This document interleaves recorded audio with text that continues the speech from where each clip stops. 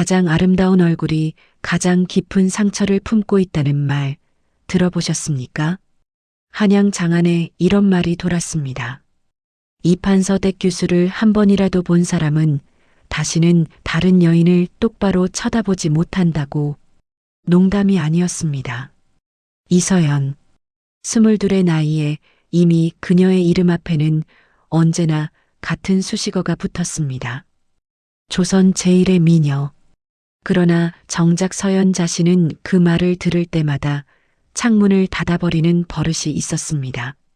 아름다움이란 결국 타인의 시선 속에서만 존재하는 것, 자신의 것이 아니라는 걸 그녀는 너무 일찍 알아버렸기 때문입니다. 그의 봄은 유독 빨리 왔습니다. 복숭아꽃이 흐드러지게 피던 날 아침, 서연은 평소처럼 사랑채 담장 너머로 들리는 아버지의 목소리를 들으며 눈을 떴습니다. 그런데 뭔가 달랐습니다. 아버지의 목소리가 아니었습니다. 갑옷 소리, 칼집 끌리는 소리, 그리고 낯선 발소리들이 마당을 가득 채우고 있었습니다. 서연이 방문을 열기도 전에 문이 바깥에서 벌컥 열렸습니다. 의금부 나졸들이었습니다. 이조판서 이영주는 영모를 꾀한 죄로 즉각 압송한다. 가솔 전원은 그 자리에서 움직이지 말라. 세상이 무너지는 소리란 이런 것이구나. 서연은 훗날 그날을 떠올리며 늘 그렇게 말했습니다. 천장이 내려앉는 것도 아니고 땅이 갈라지는 것도 아닙니다. 그냥 아무 소리도 들리지 않게 되는 것. 눈앞의 모든 것이 그림처럼 멈춰버리는 것. 그것이 진짜 무너지는 소리라고. 아버지는 그날로 옥에 갇혔습니다. 영모. 그 두 글자가 이씨 가문의 모든 것을 집어삼켰습니다. 전 재산이 몰수되고 어머니는 사흘을 버티지 못하고 쓰러졌으며 서연은 관비 명단에 이름이 올랐습니다. 조선 제1의 미녀에서 하루아침에 관한 소송 노비로 족보에서 이름이 지워지는 데 걸린 시간은 단 하루였습니다. 그런데 서연을 진짜로 무너뜨린 건 그 몰락이 아니었습니다. 영모의 고변자, 아버지를 고발한 그 이름. 서연은 그날 밤 처음이자 마지막으로 소리내어 울었습니다. 고변서에 적힌 이름을 보았을 때 윤재원, 세 글자가 눈앞에서 흔들렸습니다. 윤재원, 어릴 적부터 알고 지냈던 이름. 같은 골목에서 함께 뛰어놀던 시절, 서연이 처음으로 설레는 마음을 느꼈던 단 한 사람. 그가 아버지를 팔았습니다. 출세를 위해, 병조판서의 눈에 들기 위해. 이씨 가문의 몰락이 누군가에게는 도약의 발판이었던 것입니다. 서연은 그 밤 두 가지를 결심했습니다. 살아남는 것, 그리고 반드시 돌아오는 것. 관비의 삶은 혹독했습니다. 고운 손으로 장작을 패고 비단옷 대신 삼배를 걸쳤으며 머리를 올릴 비녀 대신 새벽마다 무거운 물동이를 머리에 얹었습니다. 그러나 이상한 일이 일어났습니다. 서연은 부서지지 않았습니다. 오히려 단단해졌습니다. 고통이 쌓일수록 눈빛이 더 선명해졌고 낮아진 신분 속에서 그녀는 오히려 더 많은 것을 보기 시작했습니다. 양반과 규수로 살 때는 보이지 않던 것들, 세상이 어떻게 돌아가는지, 권력이 어디서 흘러나오는지, 그리고 사람이 어떤 틈새에서 기회를 만들어내는지. 서연 곁에는 단 한 사람이 남아 있었습니다. 어릴 때부터 함께한 몸종 순이. 순이는 서연이 울지 않으려 이를 악무는 밤마다 말없이 곁에 앉아 있었습니다. 때로는 관아 심부름으로 한양 소식을 몰래 가져오기도 했습니다. 그리고 어느 날 밤 순이가 낮은 목소리로 말했습니다. 아씨, 윤재원이 이제 종이품 자리에 올랐답니다. 병조 참판이 됐다고요. 서연은 아무 말도 하지 않았습니다. 그저 손에 쥔 나무빗을 천천히 내려놓았습니다. 그리고 조용히 중얼거렸습니다. 그렇군. 잘 됐네. 순이는 그 말이 무섭다고 했습니다. 슬픔도 없고 분노도 없는 그 목소리가 3년이 흘렀습니다. 기회는 예고 없이 찾아왔습니다. 관아 수령이 교체되면서 새로 부임한 현감은 전임자와 달리 관비들에게 함부로 대하지 않는 사람이었습니다. 더 중요한 것은 그 현감이 한양의 고위 관료들과 연이 닿아 있다는 사실이었습니다. 서연은 움직이기 시작했습니다. 자신이 이판서의 딸이라는 신분을 숨긴 채 뛰어난 재치와 글재주로 현감의 신임을 얻었습니다. 관아의 문서를 정리하고 백성들의 민원을 정확하게 풀어올리는 서연을 보며 현감은 혀를 내둘렀습니다. 그리고 그해 가을 한양에서 손님이 찾아왔습니다. 병조 참판 윤재원의 순시 행렬이었습니다. 서연은 그 소식을 들었을 때 심장이 멎는 줄 알았습니다. 3년이라는 시간 동안 매일 밤 머릿속에서 수백 번 상상했던 순간이었습니다. 무릎을 꿇릴 것인가? 뺨을 칠 것인가? 아니면 그가 걷는 길에 서서 단 한마디를 내뱉을 것인가? 당신 때문에 내 아버지가 죽었다고. 서연은 관아 한쪽 기둥 뒤에 서서 그를 바라봤습니다. 윤재원은 여전히 잘생겼습니다. 아니, 더 짙어졌습니다. 관복이 잘 어울리는 넓은 어깨, 신중해진 눈빛. 그러나 예전에 없던 무언가가 그의 얼굴에 새겨져 있었습니다. 피로, 죄책감인지 아니면 그냥 세월인지 알 수 없는 그늘. 재원은 관아 마당을 걷다가 멈췄습니다. 시선이 기둥 쪽으로 향했습니다. 두 사람의 눈이 마주쳤습니다. 서연은 피하지 않았습니다. 재원의 얼굴이 굳었습니다. 창백해졌습니다. 그의 입술이 작게 움직였습니다. 이름을 부르는 것처럼. 그러나 소리는 나오지 않았습니다. 서연은 천천히 고개를 돌렸습니다. 그리고 걸어갔습니다. 그날 밤 재원은 현감을 통해 서연에게 쪽지를 보냈습니다. 단 한 줄이었습니다. 할 말이 있소. 내일 새벽 연못가로 나와주시오. 서연은 그 쪽지를 오래 들여다봤습니다. 그리고 나왔습니다. 새벽 연못가에는 안개가 깔려 있었습니다. 재원이 먼저 와 있었습니다. 서연이 다가서자 그는 고개를 숙였습니다. 무릎을 꿇으려 했습니다. 서연이 차갑게 말했습니다. 무릎은 꿇지 마시오. 당신이 꿇어야 할 자리는 내 앞이 아니라 따로 있으니. 재원이 고개를 들었습니다. 눈이 붉었습니다. 서연아, 나는 고변하지 않았다. 침묵. 거짓말하지 마시오.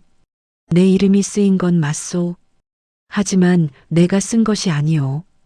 고변서는 내 인장이 도용된 것이었소. 나도 그것을 알게 된 건 이미 모든 것이 끝난 뒤였소. 서연의 손이 떨렸습니다.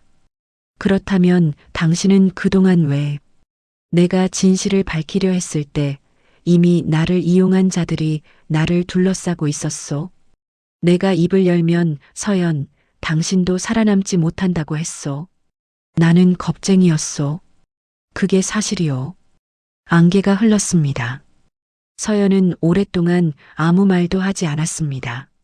3년이라는 시간이 머릿속에서 천천히 다시 흘러갔습니다. 분노가 치밀었습니다. 그러나 그 분노의 화살이 향해야 할 곳이 달라지고 있었습니다. 누구요? 낮고 분명한 목소리였습니다.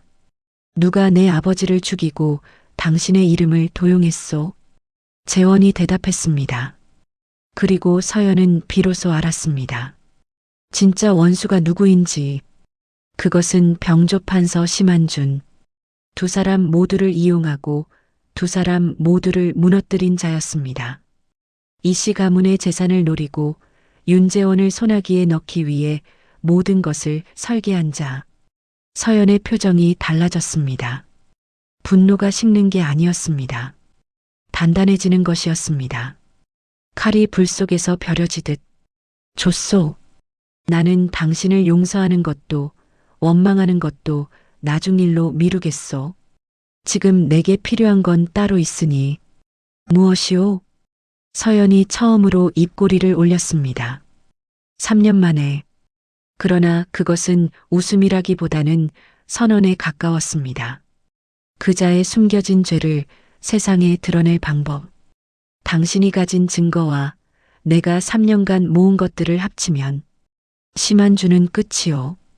그로부터 다시 반년이 흘렀습니다. 서연은 움직였습니다.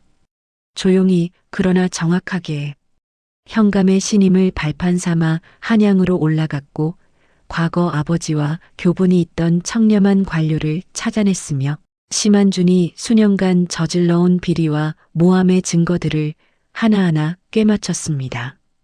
재원은 내부에서 움직였습니다. 한때 겁쟁이였던 그가 이번에는 물러서지 않았습니다. 심한준이 탄핵된 날 한양 저작거리에는 사람들이 넘쳤습니다. 병조 판서가 포승줄에 묶여 끌려가는 장면을 보려는 인파였습니다.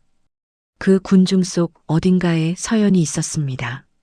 아무도 그녀가 누구인지 몰랐습니다.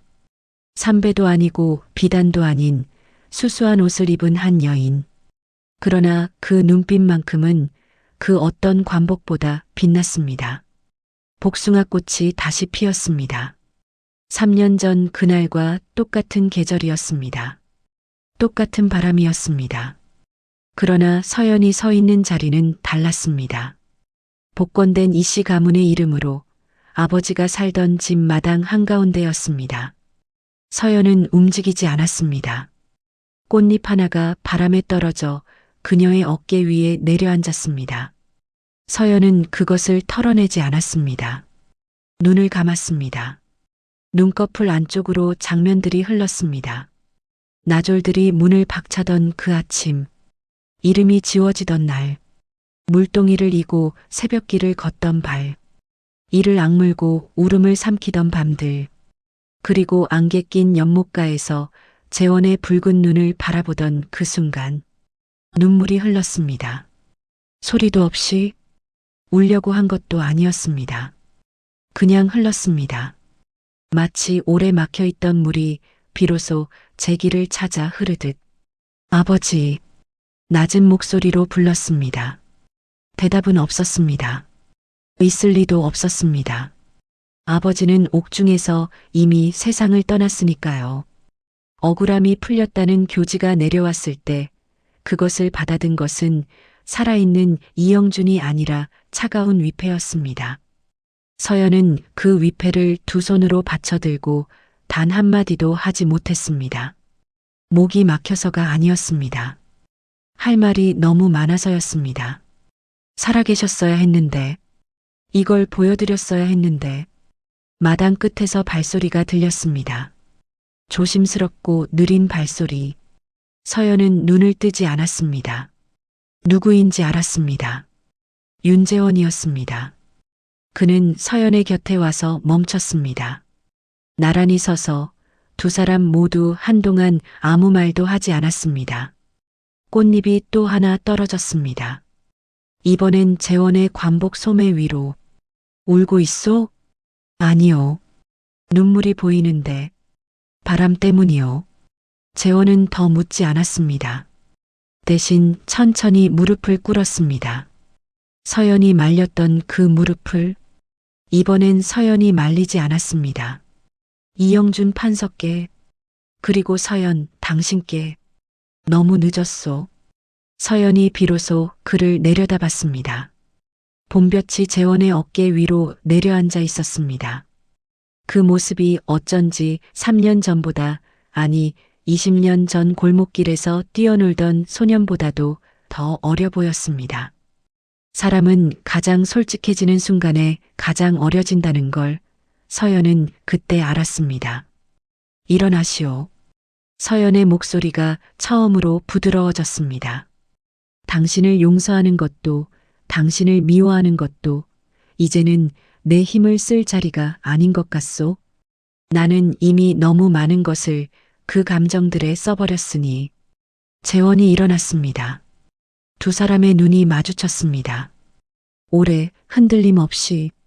그때 담장 너머에서 순이의 목소리가 들렸습니다.